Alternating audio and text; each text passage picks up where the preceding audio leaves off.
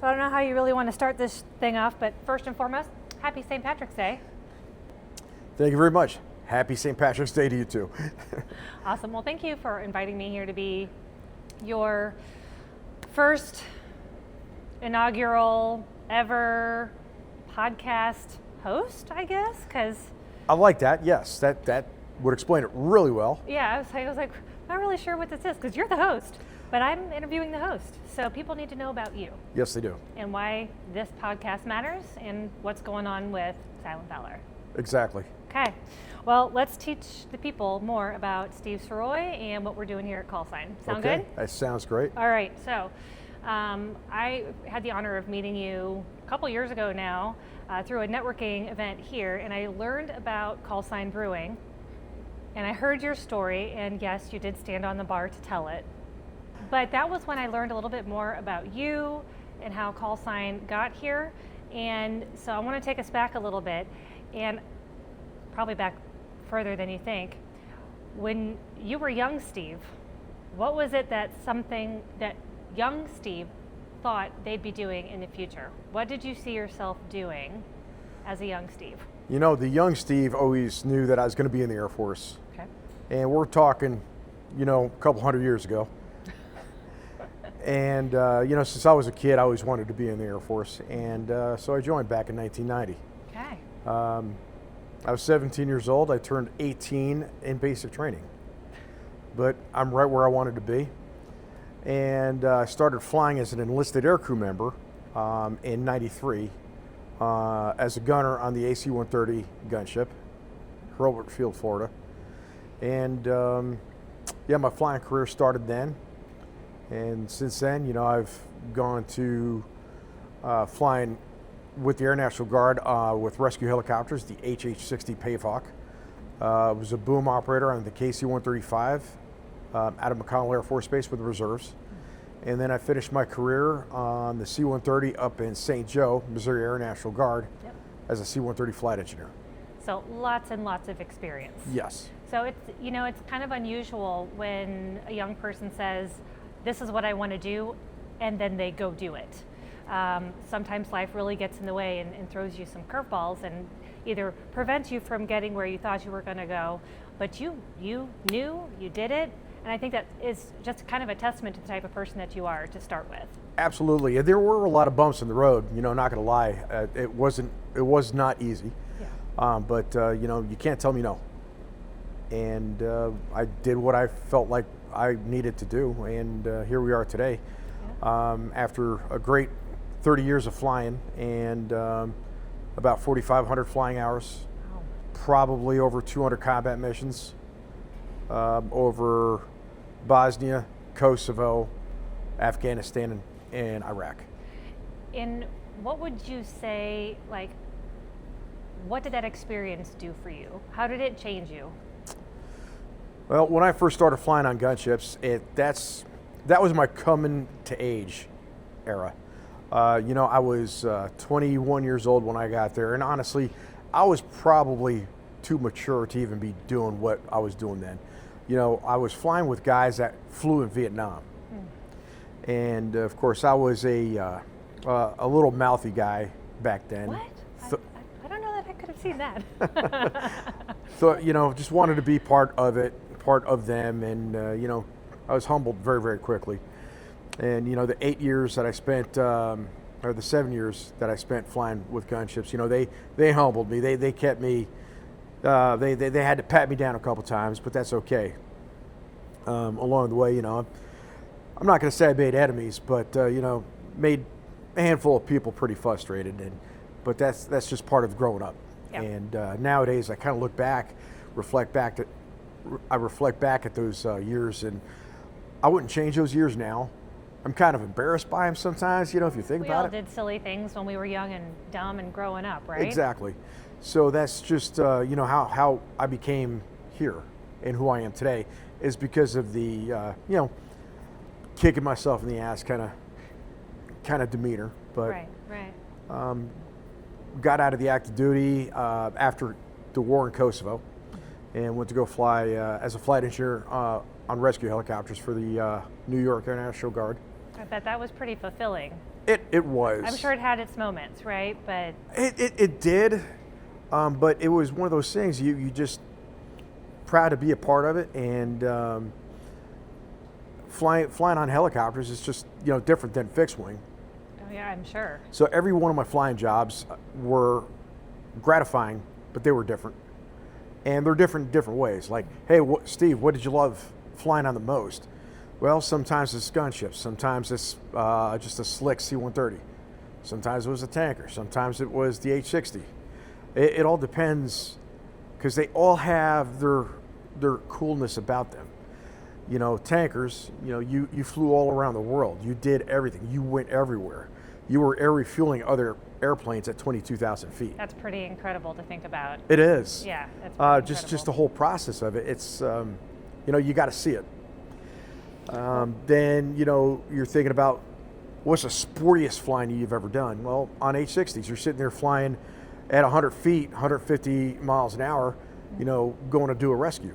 Yeah, it's incredible the stories that come with all of these experiences, and like you said, it really gets you to where you are today, right? Yes. All those things have brought you to a point where we're sitting here amongst all this really great beer. All right, so let me that's a good segue into Steve's life today. So we talked a little bit about your service, talked a little bit about young Steve knowing he wanted to be in the service, and here we are sitting inside your brewery. Yes. Did young Steve ever think that this would be a thing? Back in 2011, young Steve never even thought about this. This wasn't even an option. This wasn't even on my scope. Right. And my family at the time, for Father's Day, got me a 1-gallon beer brewing kit for Father's Day. All right, cool. I like craft beer, and here we go. Making this beer on a stovetop. It only made 4 bottles of beer. It was a very, very small kit. It was from a big box store, so only God knows how old that grain was.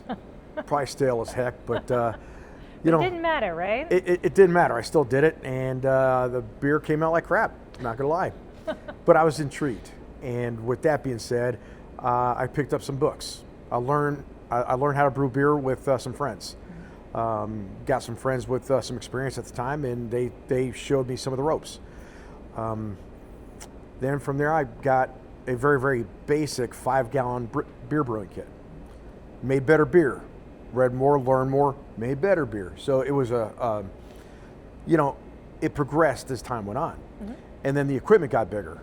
So why make a 5-gallon batch when you can make a 10-gallon batch in the same amount of time? So the equipment went from 5-gallon, which is your typical homebrew size, Okay. to a 10-gallon. And then I bought pots to make a 15-gallon, then a 25-gallon. And then a 45-gallon, which happens to be our test brew batch system over here to my left. Mm-hmm. And then when we went legitimate, we got the 310-gallon kit. And right behind me on this side, we've got the 620-gallon system. It's a big one. So this one is a 10-barrel system, and the other one is a 20-barrel. And the hopes is eventually we're going to get big enough in distribution to light up that 20-barrel system. But we'll talk about that here in a few minutes. Yeah, that might be down the road, I think. All right, so tell me a little bit about outside of the brewery, what your life is like today. Whoa, yeah, Steve's a busy guy. I know. I actually did retire from the Air Force side 3 years ago.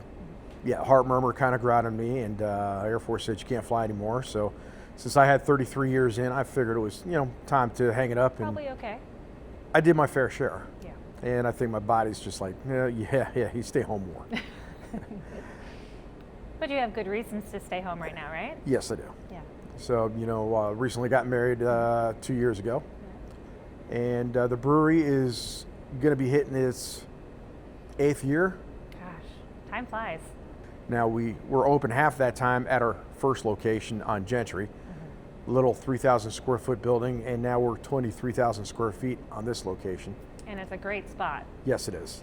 The other location, maybe 100 cars a week pass by it. Yeah. Now we got 25,000 cars a day that pass by this location. Well, North Kansas City's been a good home for you. It has been, and it's growing. It's getting bigger. Yep.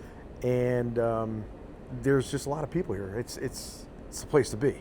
If you're going to open up a new business, North Kansas City is where to go. Well, you know, small plug for myself. I'm a real estate agent. I got clients clamoring to get into this area, and there is nothing available. And as soon as something is here, it's gone. It goes that quick, huh? It's that quick, especially for businesses, because it is only 4.5 square miles.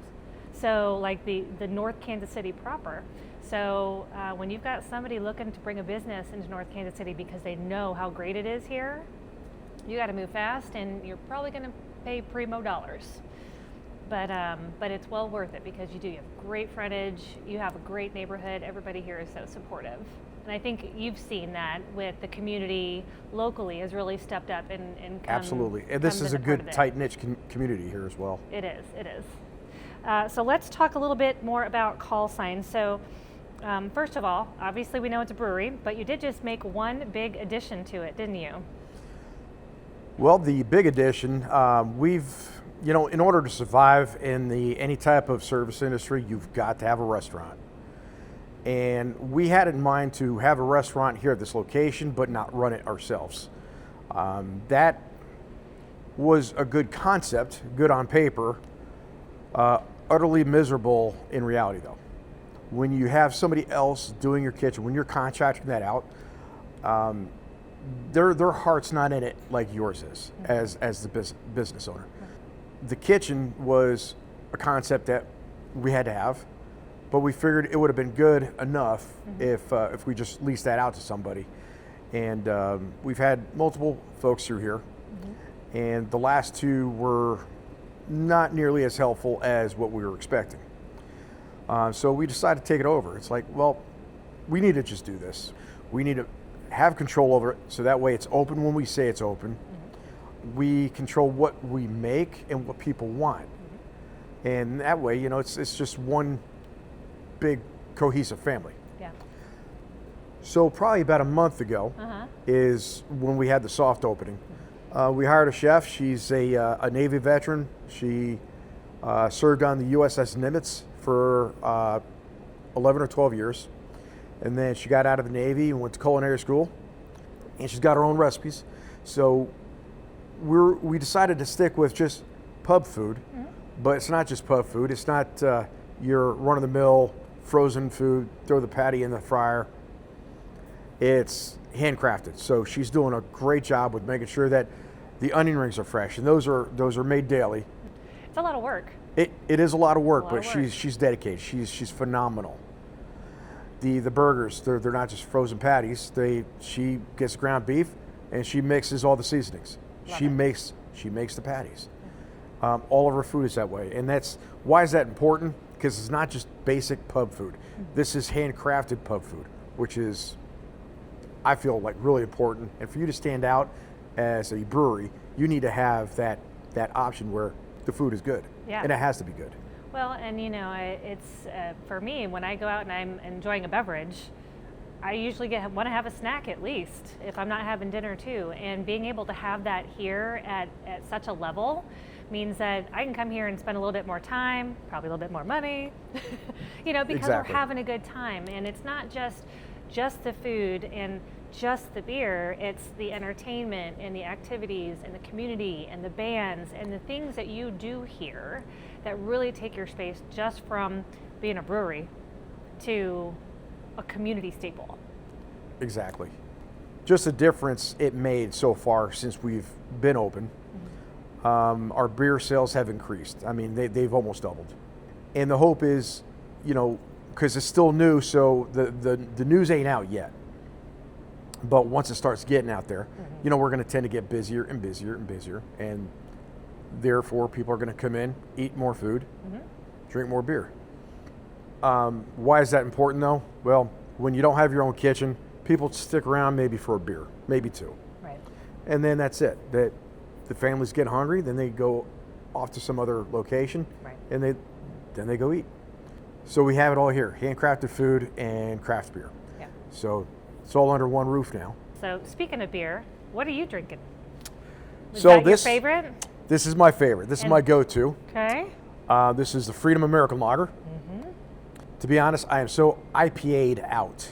Okay. I used to love IPAs, but kind of throttled back on the IPAs and the pale ales, and now it's just the lager.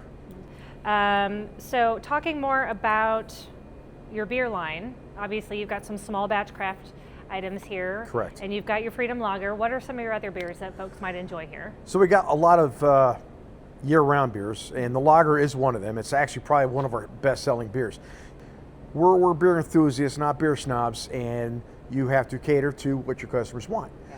So me and Jesse Rose, another brewer friend of mine, when he was working for another brewery, was like, "Hey, you want to do a collaboration with me? We'll make a lager, Steve. You've always wanted to make a lager. Let's do one." So we went over to their spot. They're no longer open, and made this lager, and we named it the Freedom American Lager. Mm-hmm. And then we've got the Jolly Hazy IPA, which there's a good story about that label, and the brown ale, the Bomber Brown Ale, is another big seller. So I'm going to interrupt you for a second, because you said that there's a story behind that name, right? Correct. So can you go back for just a moment and give us the brief story of how you decided to come up with Callsign in the first place? Because there's a pretty magical story that took place. Yes, there is. Do we have time for it? Absolutely. Okay. So the Callsign story, I firmly believe that everything happens for a reason. And as home brewers, me and my buddy Morris, we were making beers for the Zona Rosa Beer Fest in 2015. We wanted to separate ourselves from the other home brewers, and we were brewing 2 of the 4 beers for the event. We were trying to come up with a niche garage brewery name, and nothing just came to mind. Nothing worked, and I started talking to Morris about my military career and those that I knew that never came home. So either shoot downs or crashes or whatnot, where an aircraft went down and those folks never came home. Yep. Right after we got done with the first batch, Morris brings up, why don't we do something for that tanker crew we lost in Kyrgyzstan 2 years prior? Matter of fact, let's name this beer after the call sign of that tanker that crashed, and honor the crew. And Shell 77 Imperial IPA was born that day. And for those that don't know what a call sign is, it's like, for example, United Airline 225 from Kansas City to LA. Right? It identifies that crew with that aircraft with that mission. That's all it is. So Morris, that's a great idea. Okay, cool. We started brewing the second batch of beer, and I got to hear Morris's stories about his military career. And he's lost several people during his tenure with the Air Force. And he suggests that, why don't we just name all of our beer after call signs and call it Callsign Brewing? And as brewers, let's kind of take it a step further. If somebody needs help, because beer's a great segue to conversation, if somebody's crying out for help, let's point them in the right direction. Let's get cards made with some numbers on it. Let's focus in on PTSD and suicide prevention. That's a great idea. So we came up with some labels, and we came up with our logo and our mission statement. Mission statement being, we're going to help support those with PTSD. And here we are at Zona Rosa 2015, 2 months later, and this is how it went down. 3 things happened that day that made us decide to do this. First, 6 Army guys show up, and they get to the front of the tent, and we're serving our beers. They're reading our mission statement.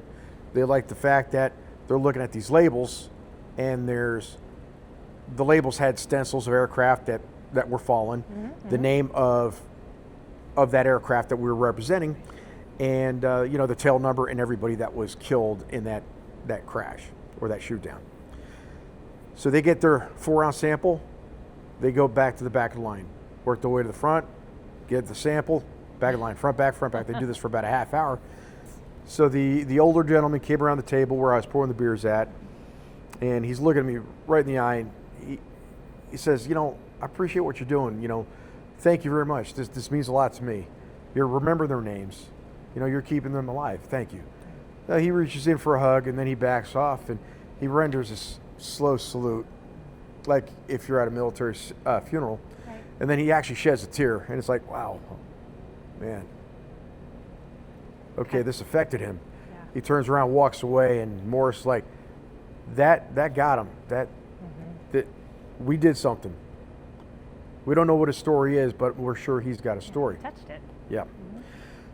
Half hour later goes by, another gentleman shows up, pretty much bullies his way to the front of the line, and he's like, hey, I understand that you got a story about your beers. Yeah, we do, okay. All right, so tell me the story. So I started reading about one label, and then he says, no, tell me about this one, and he gives me the label for my Komodo 1-1 Brown Ale. Okay, that was an Air Force rescue helicopter that crashed in Afghanistan in 2003. Partly through the story, I look up and he's got his hand over his face. It's like, oh man, stop. Dude, I know the story, man. My wife was on it. Oh man. Yeah. Tamala Archuleta, your widow? It's like, yeah.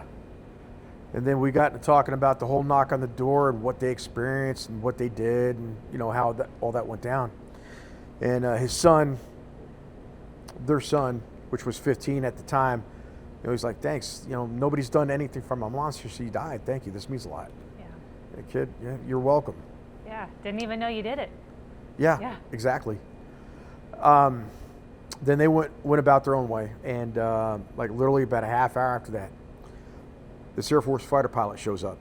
He sees our logo, and he's like, yeah, well, I gotta check this out. Putting a damn airplane on their logo. Right. What's I it about? want to see what this is. So he gets to the front of the line, and we pour him a sample, and this is where the world gets small and even smaller. And we get to talking, and it turns out that his father was my commander when I was flying helicopters out of Long Island, New York. Yeah. Okay, cool. How weird is that? Right. And after talking for a little bit, because the same guys that I flew with were the same guys that he went through high school with. And there was a certain point where he looked down and saw the label for Komodo 1-1 Brown Ale. He goes quiet for a second. He goes, hey, I'm going to go get my wife. I'll be right back. Okay, I'll be here. He ran and got her and came back, and he gave her that label for Komodo 1-1. And her eyes got big. I remember those big old blue puppy dog eyes that she had, and she's looking at that. She said, oh my God, that was Jason's helicopter. That was their call sign. There's Jason's name. He was the flight engineer on that helicopter. And I was like, ma'am, are you Jason Hicks' widow? Yes, I am. Did you know him? Yeah, I did know him. I went to flight school with him back in 2001. I did know him. And then she just reached in for a hug, and she just let it cry. Yeah. I mean, she just let go.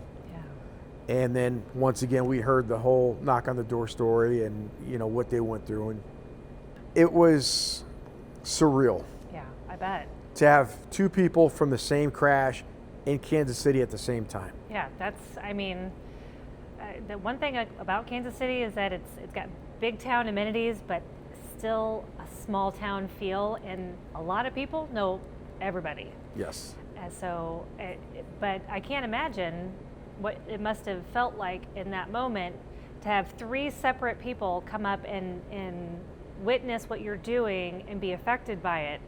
And so you were saying that magic is what spurned this big idea. Yeah. So right after that encounter with that family member, once again we got to hear the story about the knock on the door with them, and then they went about their own business. And I still communicate with these folks today. Morris comes up. He's like, "Holy crap! I can't believe it. Two people from the same crash at the same time here in Kansas City. So what do we do? Yeah. Hell or high water, man. Let's make this a business. Let's open up the doors, and let's make beer, and let's open up Callsign Brewing." Yeah. That was our Komodo 1-1 Brown Ale, which, by the way, is the same exact recipe as our Bomber Brown Ale that we have today in the brewery. It just happens to be too many call signs and not enough beer styles. For example, like our Jolly Hazy IPA, that's going to be dedicated to fallen Jolly call signs. And what the Jolly call sign is, it started in Vietnam with rescue helicopters. That anytime there was a rescue and helicopters went out to the rice paddies to pick up a downed airman, it always looked like the Jolly Green Giant walked through that paddy field because of all the helicopter downwash. So that's how they got Jolly Greens from that. But we changed things up so we can dedicate more call signs. Mm-hmm. And that kind of evolved to something a whole lot bigger because we, it's not just air crew and it's not just Air Force, but it's all branches of service and first responders. Mm-hmm. The very first fundraiser that we did do was even before we were opened. One of my flight mates with the Missouri Air National Guard, a loadmaster, was murdered. He was stabbed in the chest during a road rage incident. And if you ever knew Cody, gentle soul. And there is no reason for this guy to have done what he did.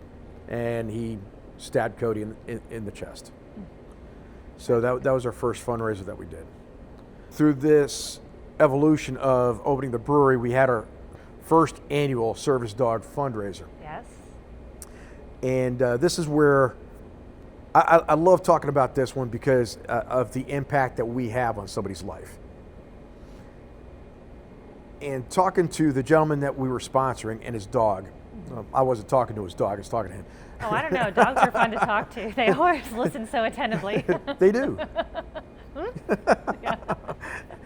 So we had our first annual service dog fundraiser, and the gentleman that we were talking to didn't look all that mentally well, and he has issues, right? Mm-hmm. And he's like, I barely get out of bed, but I've got to train with this dog at least once a week, otherwise I won't get it.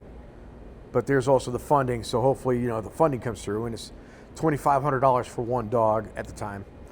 And lo and behold, that day we raised enough money for 2 dogs, so 2 dogs got sponsored. That's great.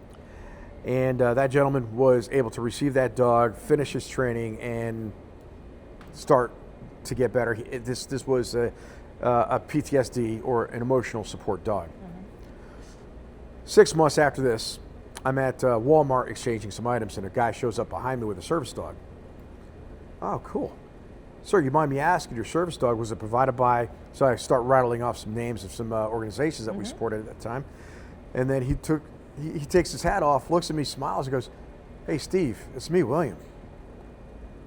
Holy crap. Atticus? Yeah. Wow. And he started talking to me about what the dog did for him. And, he stated that the dog wasn't going to fix him, but it was going to get him on the road to recovery. Right. And he said, specifically, before I got the dog, I almost did something bad to himself. Yeah. And I decided to wait.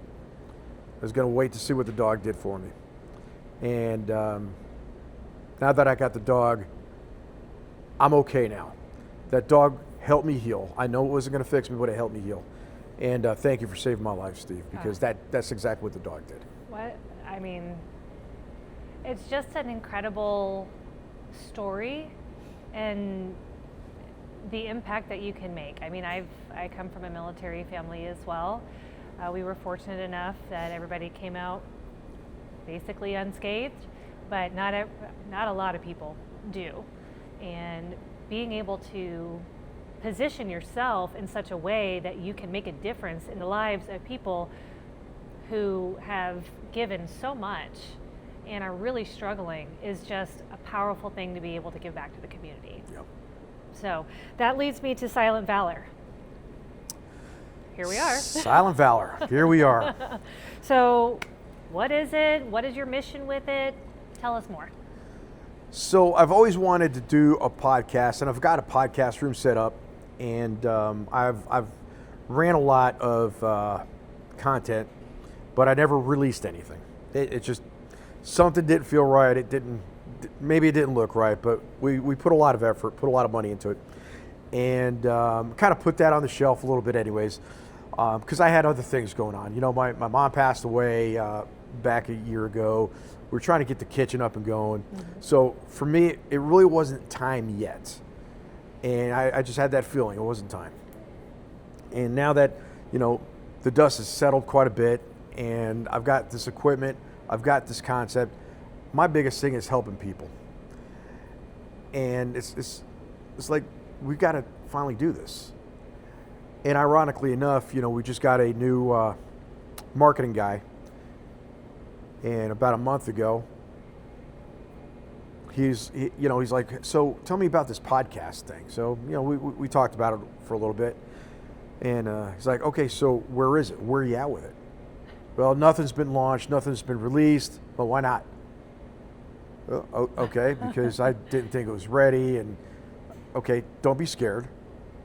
Put it out there. What is the whole idea and the premise behind this? Well, it's about hero stories and PTSD survival. So you kind of mix those in together with some good feel-good stories, as well as PTSD survival stories where if somebody could tell their story and somebody else could relate to it and finally understand that they're not by themselves, they're not alone, and finally get the help. If I could save one more person's life through this, then I did my job. And could you imagine if we don't only save one more person's life, but if this podcast will influence a handful of other people not to harm themselves, then all this is worth it. So that's the goal behind what Silent Valor is.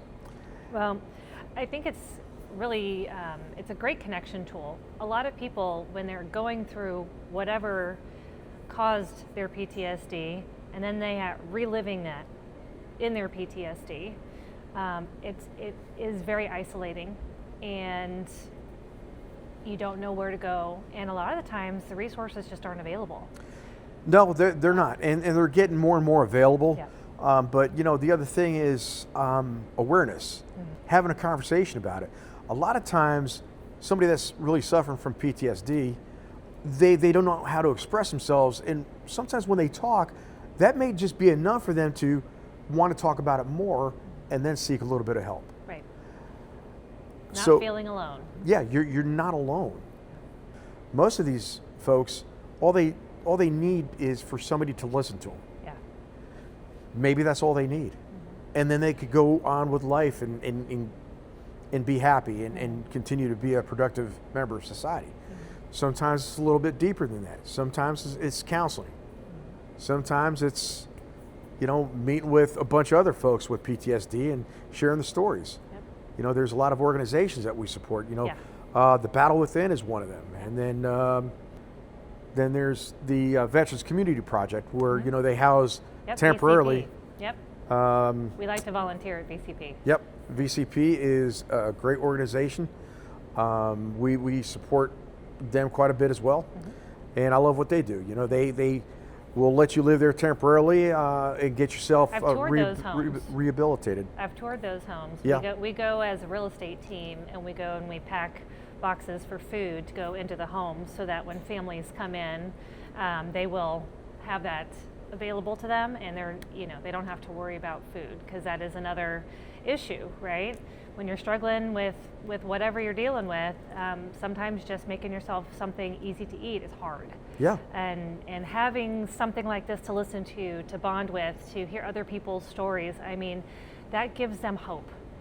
Hope that there is a future, there is a way to get past it and heal and recover. So kudos to you for, maybe young Steve didn't know that you'd be doing a podcast helping, those who might harm themselves, those with PTSD. But here you are. You knew you wanted to go into the Air Force, and look where it brought you. Yeah. You never know where life is going to take you, but kudos to you for, seeing the signs when they appeared and taking the steps necessary, even if it wasn't super fast. Here we are now. Well, everything takes time. Yes, for sure. Just the whole brewery process since day one. That took a year to build the first location. Right. In 2017, it's we had 3 hurricanes, so I was gone for 4 months doing hurricane relief. Where do you see Silent Valor, Callsign Brewing, and Steve in like 5 years from now? Well, Steve will probably be sitting here doing the same thing, Drinking a beer. Drinking freedom beer, lager. talking to people. Everybody wants to have a beer with Steve. The brewery, though, you see, the great part is with this location, and we've been here 3 years now, and our distribution, especially over the last 3 or 4 months, has taken off. We've got a gentleman that took over our distribution portion because we self-distribute in the state of Missouri, and this guy's been doing a stellar job with getting our beers out there, Great. communicating with customers, getting new accounts, and just through him, the distribution sales have doubled. Wow. The state of Kansas, we have a distribution company that's doing our distribution there. Okay. But in 5 years, I would like to be in all surrounding states. Okay. So Regional. being all of Kansas, Iowa. all of Missouri, Iowa, down in Oklahoma, maybe Illinois. Arkansas? Arkansas would be great, as well as Texas. Awesome. And Texas would be my keyhole because, for those that don't know, the Army and Air Force's exchange service, so AFES, the BX, the PX, their main headquarters and main distribution is in Fort Worth, Texas. And it would be great to be able to have our beers be going Right down there. to Fort Worth Yeah. to the distribution point and sent out all over the world to all these military bases. Wouldn't that be amazing? That would change everything here. The Well- dynamics, the amount we sell. It's a long road, Yeah. but we will eventually get there, but we're talking 5 years. Yeah. And I'm hoping that actually is achieved within the next 2. Oh, there we go. 2 years. I'm going to jot that down so I can send things your way as I hear about them. So, what are some of the big accomplishments that you'd say that you've accomplished being here now? That obviously, you've been helping folks with their service dogs. Yes. How many have you been able to help with at this stage? So, matter of fact, this Friday, so we're St. Patrick's Day, 2026. Yeah. Got to throw the year in there, Yeah. because you never Gotta know. start somewhere. So this Friday, we're actually having another dog graduation. The Battle Within, they've got a branch called Dogs for Valor, and that's they're doing all the service dog training and doing the same things that we've been supporting in the past. They're just called something different now, and it's staying here in the local area too. Which is great. So it's not like we're gonna raise some money and then that money's getting sent off to Chicago or something. Right, It's stays local. It's staying local, and that's what we want. So Friday, our 30th sponsored dog is Wow. graduating from their school with their handler. That's great. I mean, that's 30 lives. That's totally 30 lives. transformed. And I've already heard from 3 people, thanks for saving my life. Yeah.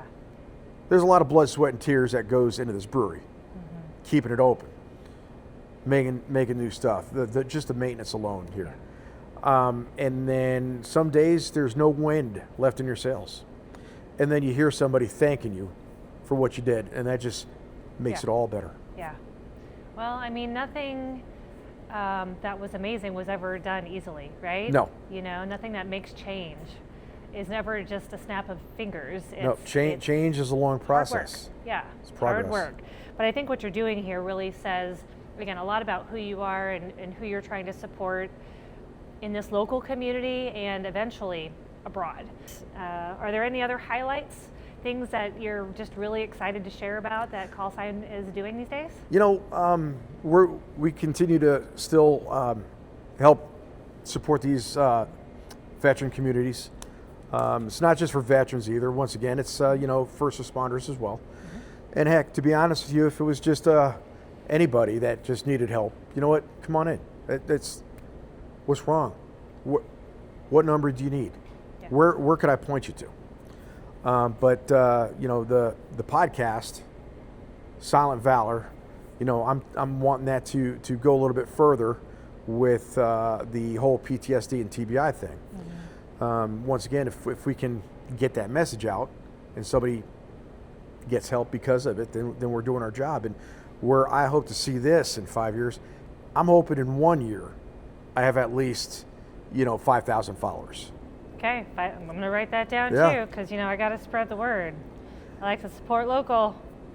maybe 20,000 year 2. And then year 3, you know, maybe we could be national. You know, That's but great. that's going to be a growing progress too. And this is just the first phase of it, and it's came out pretty cool. I mean, this is a working brewery, and if my brewer, he's on vacation this week. If he knew what you were doing. Yeah, because this is his wheelhouse, and I'm intruding on his wheelhouse. Probably one of the best people you could ever meet in your life. Real solid brewer, but you could tell it's like, oh, now he's infringing on my space. But he's on vacation this week, but I'll have all this taken down before he gets back. Yeah, he'll never know you were here. Well, is there anything else you'd like to share with our viewers? No, I appreciate you coming down and doing this interview. This means a lot. Cheers, shall we? Cheers. Cheers, Callsign.